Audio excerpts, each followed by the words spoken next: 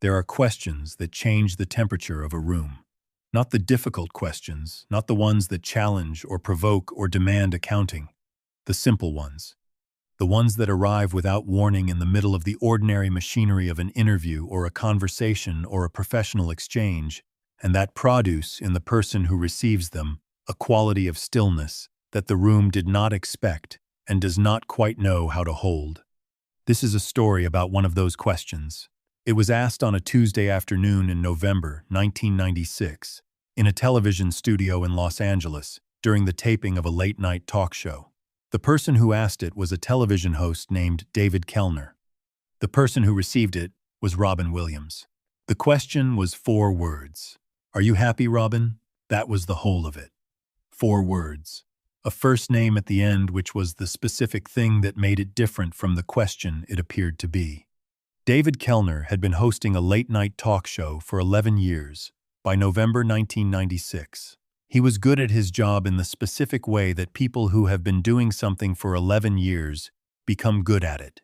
Through the accumulated knowledge of what works and what doesn't, through the calibration of instinct and preparation, through the particular expertise of a person who has interviewed several hundred people and has learned, across those several hundred interviews, the difference between the questions that produce interesting television and the questions that produce something else, something less useful for television and more difficult to categorize. He was not planning to ask the question he asked.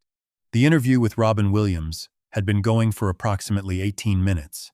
It had gone well. Robin Williams was, in the specific way of Robin Williams in the performance mode, extraordinary. The velocity of the associations, the range of the voices, the quality of laughter he produced in the studio audience.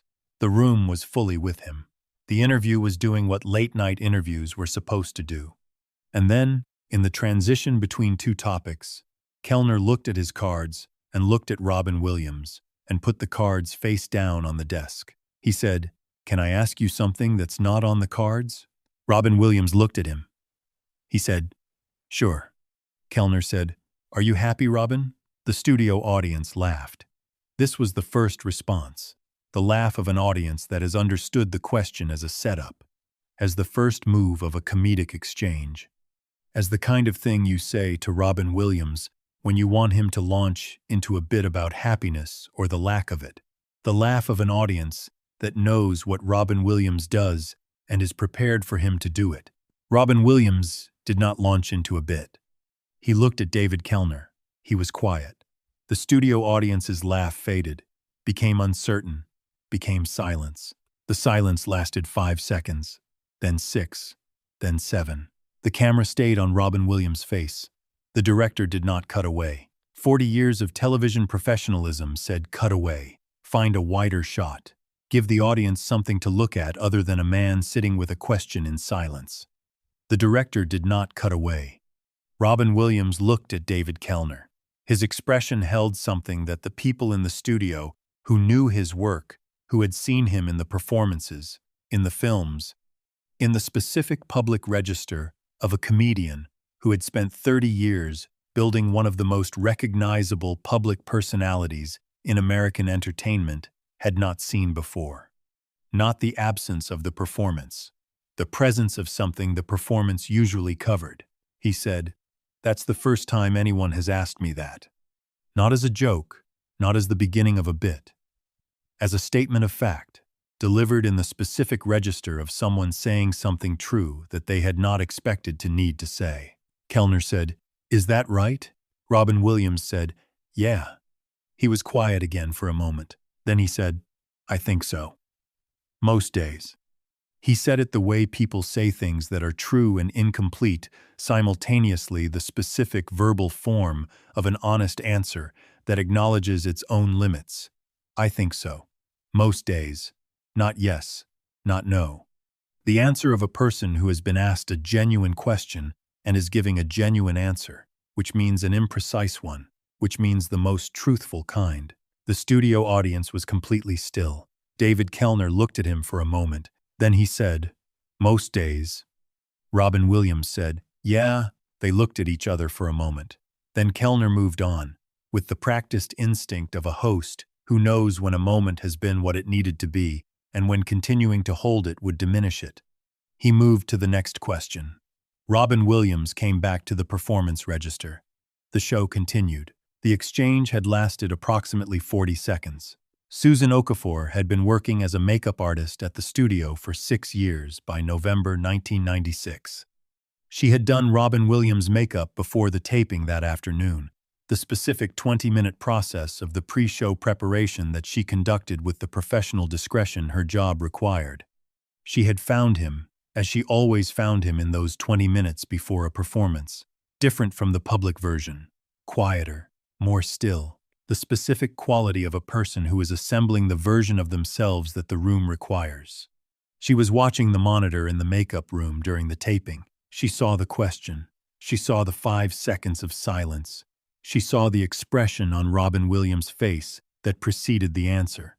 She has said, in the account she gave to a friend 3 years after it happened, that what she saw on the monitor was something she had not seen in 6 years of working with performers in the pre-show space. The expression of a person who has been seen in the specific way that they are usually not seen, not caught seen.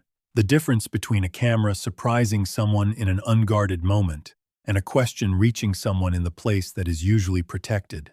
She said, I had been doing his makeup for 3 years at that point. I had seen him in that chair before the show many times. I had never seen that expression.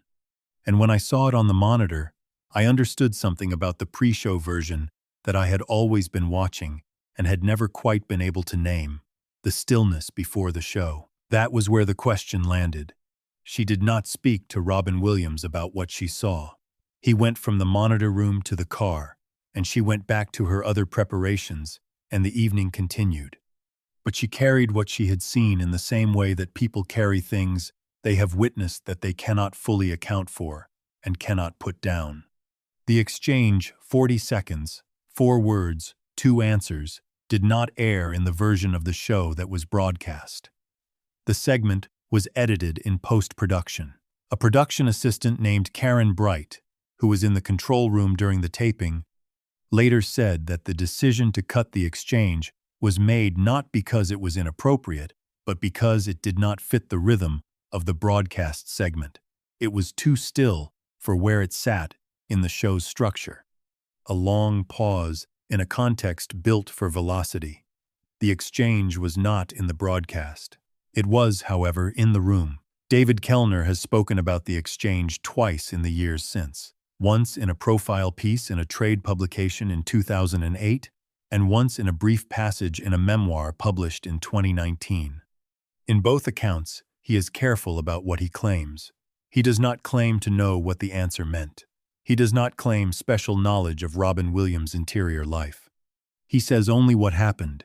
He asked the question, and Robin Williams was quiet for 5 seconds. And then he said it was the first time anyone had asked him. And then he said he thought so. Most days. He says, I put the cards face down because something told me to. I don't know what the something was. 11 years of interviews, maybe. The sense that the room could hold something different from what it was holding. I put the cards down and I asked the question, and I don't regret it, and I don't take any particular credit for it. It was 4 words. He did everything else. The memoir passage is worth quoting in its entirety because it is short. I have interviewed many hundreds of people. Most interviews are what they are supposed to be. A professional exchange, a presentation, the public version of a person doing what the public version is for. Occasionally, something happens that is not that. The November 1996 interview with Robin Williams was one of those occasions. I asked him if he was happy, and he was quiet for 5 seconds, and then he said no one had ever asked him before. I have thought about those 5 seconds many times since. They were the longest 5 seconds in 11 years of broadcasting. And what I saw in them was not sadness, or not only sadness. What I saw was a man being asked the real question for the first time, in front of an audience of several hundred people, by a television host with index cards, who put the cards face down on a Tuesday afternoon and asked. Robin Williams died in August 2014. Karen Bright, who was in the control room the afternoon of the taping, heard the news and thought immediately about the control room and the monitor and the 5 seconds of silence and the decision to cut the exchange from the broadcast. She has said, "I think about that sometimes. The thing we cut. Not because I think we were wrong to cut it, we weren't. It was the right call for the broadcast, but because it existed. It was in the room. It happened. And I was one of the people who was there when it happened." She was asked what she remembered most about those 40 seconds. She said, "The way he said most days. Not yes, not no. Most days. That was the truest thing I heard anyone say in 6 years in that control room. Most days." Susan Okafor, when she heard the news in August 2014, went to her files and found the photograph she had taken in the makeup chair that afternoon, a reference photograph, the kind that makeup artists take before performances to record what was used. The photo shows Robin Williams in the makeup chair before the taping. She looked at it for a long time. She has said, "I thought about the stillness, the 20 minutes before the show, in the chair, before the version was assembled. I had been in that room with him many times. And in all those times, I never asked the question. None of us asked the question. And then David Kellner put the cards face down and asked it, and Robin Williams was quiet for 5 seconds. And what he said was true and incomplete, and the most honest thing I heard in 6 years of being in rooms with performers before they went on. Most days." The question was 4 words. The honest answer was 3. The silence between the question and the answer was 5 seconds. The total exchange lasted 40 seconds.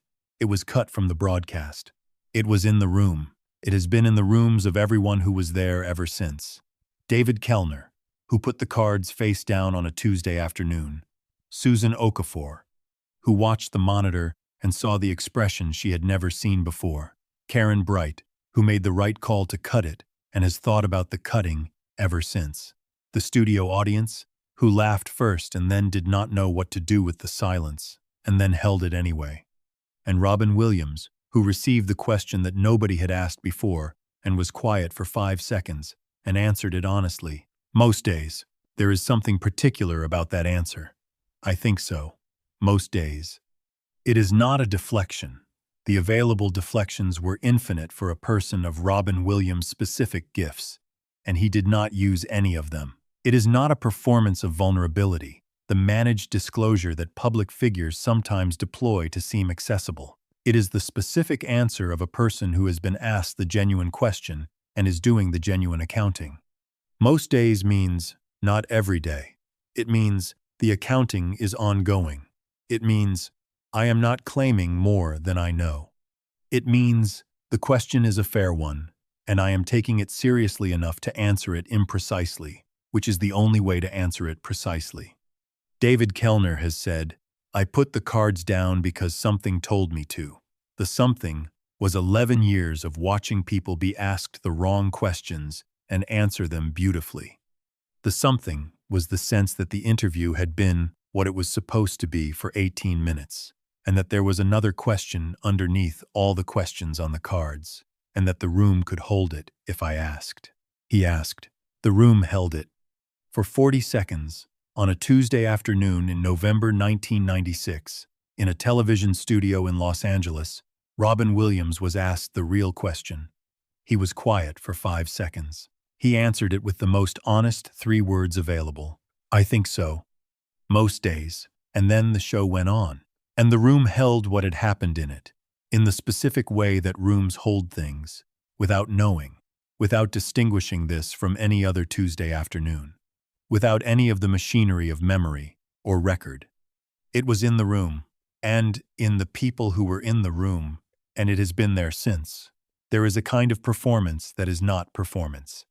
It is the thing that happens when a person who has been performing for a long time is asked something that the performance cannot answer, and they stay in the room anyway, and they answer without the performance, because the performance is not equipped for this particular question. Robin Williams had been performing for 30 years by November 1996. He had built one of the most distinctive public personalities in American entertainment. The velocity, the range, the specific quality of comedic intelligence that operated at a speed and depth that most performers could not approach. He had built it from somewhere, the way all great performers build what they build, from the interior, from the private materials, from the specific experience of being a person in the world with a particular sensibility and a particular gift and the particular cost that both of those things carry. The performance protected the interior. Not completely. The interior always shows in great work, because the interior is the source of the work, and you cannot entirely hide your sources.